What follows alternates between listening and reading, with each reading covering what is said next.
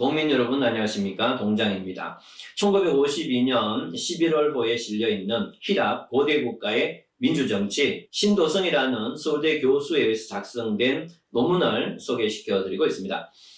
바로 이 앞 영상에서는 이 논문에서 나오는 고대 그리스 히랍의 민주정치의 틀을 소개시켜 드렸고, 이번 영상에서는 그 논문 중에서 고대 그리스의 민주정치가 오늘날 현대 민주정치하고 어떻게 다른가에 대한 내용 부분을 소개시켜 드리도록 하겠습니다. 자, 고대 히랍의 민주정치가 현대인이 가지고 있는 민주정치의 개념과 같은 성질의 것이라고 생각한다면 너무나 단순한 견해라고 하지 않을 수 없다. 그것은 히랍의 도시국가와 현대적인 국민국가와의 사이에 있는 사회적 조건의 근본적인 차이를 무시한 데서 오는 과오다. 이렇게 얘기하고 있습니다.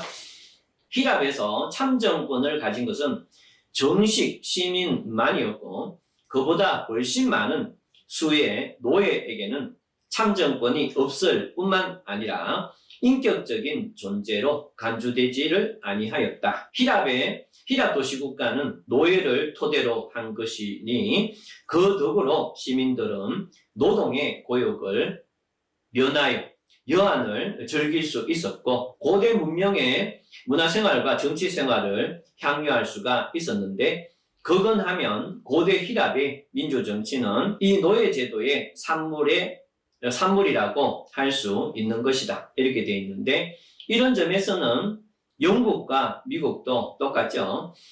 결국에는 영국에서 민주주의가 발전했다라고 할 수 있는 근거는 수많은 식민지, 흑인 노예 무역 등에서 도움받은 바가 상당히 크다라는 것을 이 글에서 어느 정도 유추할 수가 있습니다. 또한 현대 민주주의와 고대 히랍 민주주의의 차이의 가장 중요한 요소는 히랍은 본질적으로 봉쇄적인 혈연적 종교적인 동질 사회였다는 점이죠. 그것은 원시 생활을 부족 생활을 그다지 벗어나지 아니한 단계에 있어 단순한 정치의 무대에 그치는 것이 아니라 종교적 문화적인 공동체로서의 최고의 윤리적 가치를 구현하는 그러한 어떤 정치 모습이었다. 이렇게 얘기하고 있습니다. 한마디로 우리가 오늘날 얘기하는 국민의 혹은 개인의 인권, 개인의 자유 이런 개념에서 나타난 민주주의 형태가 아니고 혈연적이고 종교적인 어떤 목적과 필요성에 의해서 또 그러한 사회적 발전 단계 속에서 나타난 형태다. 이렇게 보고 있는데요. 자, 그러면은 왜 이렇게 생각하는지 보겠습니다. 국가와 사회의 분열은 없고 이 당시에 개인은 전적으로 국가 속에 파묻혀 공사생활에 구별조차 확인하지 아니한 그러한 역사적 단계였는데, 이와 같은 사정에 아울러서 노예 경제에 의한 물질적 여유 등이 첨가되어서 민주정치를 위한 호호 조건이 갖추어졌던 것이다. 이렇게 보고 있습니다. 그러나 부족적인 공동사회에서 소위 민주적 경향이라는 것은, 그러니까 부족사회의 단계에 머물러 있는 거의 모든 세계의 사회에서는 지금 그리스에서 볼 수 있는 민주정치 형태하고 비슷한 형태가 나타났었다는 거죠. 그러니까 역으로 얘기하면 고대 그리스의 민주정치는 그러한 부족사회의 의사결정의 방식의 연장선에 불과하다. 이렇게 보는 겁니다. 보면 부족적인 공동사회에서 소위 민주적 경향이라는 것은 로마의 코니타, 게르만족의 란데스 게마인데, 그 다음에 고대 영국의 토크모터 등에서 보이고 있고, 이것들은 원시적 부족사회에 있어서의 전체 국민의사의 표현 기관이었다. 우리나라의 사실을 보더라도 서벌 6촌장, 그러니까 서라벌이죠, 서라벌. 서라벌 6촌장이 각기 자제들을 이끌고 대회하여 크게 모여 이런 뜻입니다.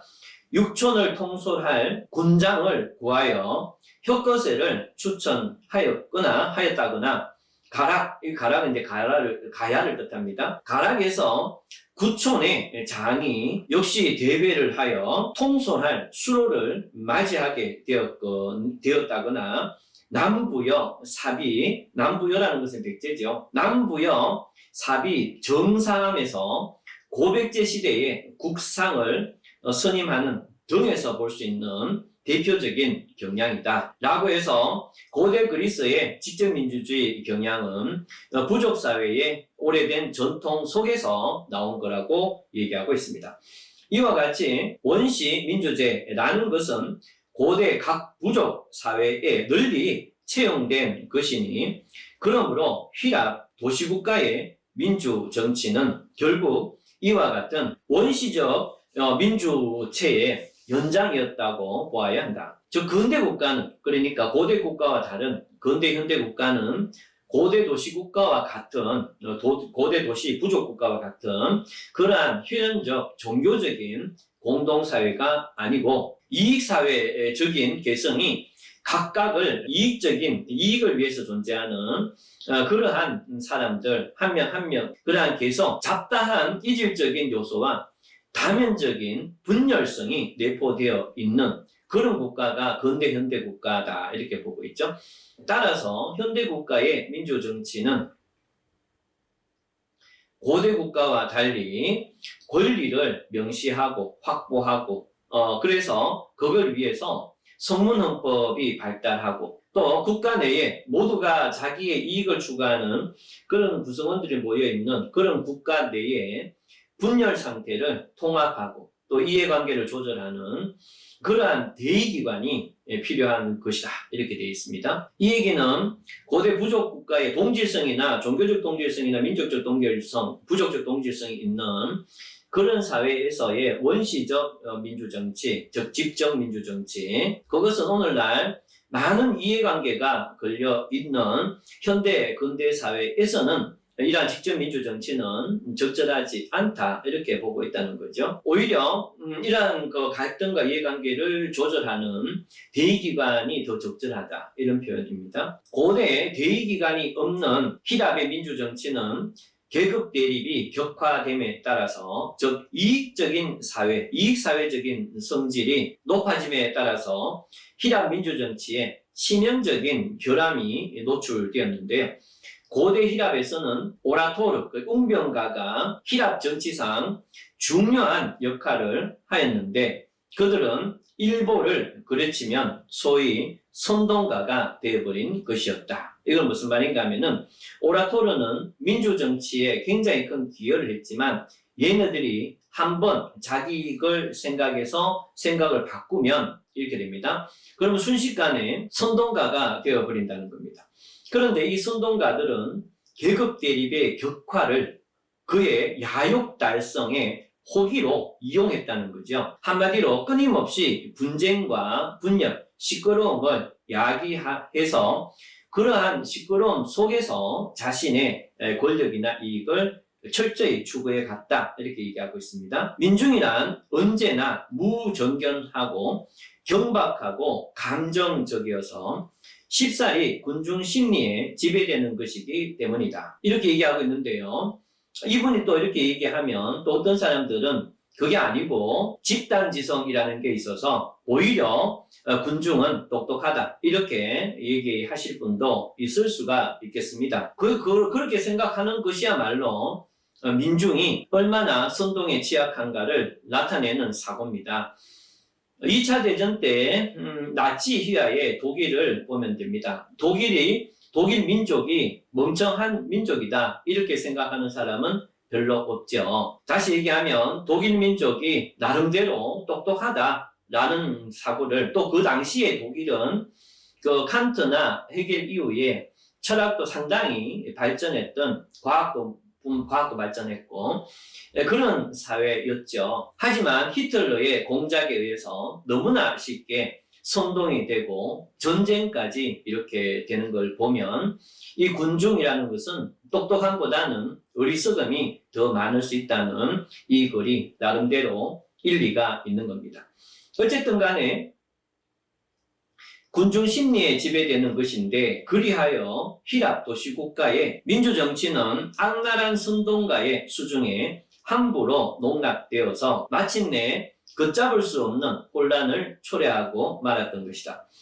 플라톤이나 아리스토텔 등이 극히 비난한 우민 정치는 바로 이와 같은 민주정치를 가리키는 것이었다. 우리는 국민의 개별성과 이익사회적 경향을 현대 국가로부터 제거할 수는 없다고 할지라도, 그러니까 개인주의하고 개인이 자신의 이익을 추구하는 그러한 경향을 현대사회에서 제거하는 것은 불가능하다 하더라도 이 뜻이죠. 만약 거기에 개별성만이 있고 국민의 정신적 및 물질적인 공동성이 전제되어 있지 아니하면 도대체 그와 같은 사회에서는 민주주의가 논의될 여지가 없다. 그러니까 개인주의, 개별주의, 이익만 추구하는 그런 사회에서는 민주주의를 할래야 할 수가 없다는 거죠. 모두 다가 자기의 이익만 추구하기 때문에 공동의 의사 타협이란 건 존재하지 않는다는 뜻입니다.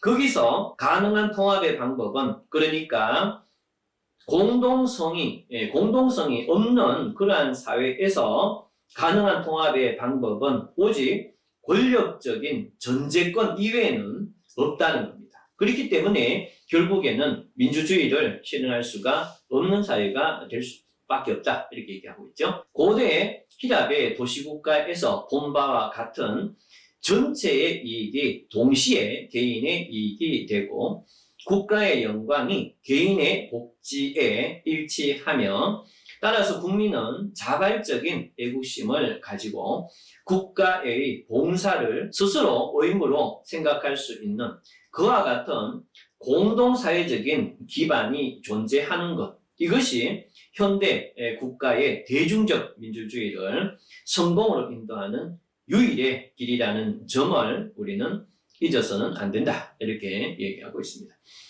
자, 오늘 1952년 사상 11월호에 실려있는 히랍 고대 국가의 민주정치, 신도성이라는 분이 작성했던 글을 여러분들에게 소개시켜 드렸습니다. 다음 영상에서는 역시 1952년 11월호에 실려있는 글을, 또 다른 글을 소개시켜 드리도록 하겠습니다. 감사합니다.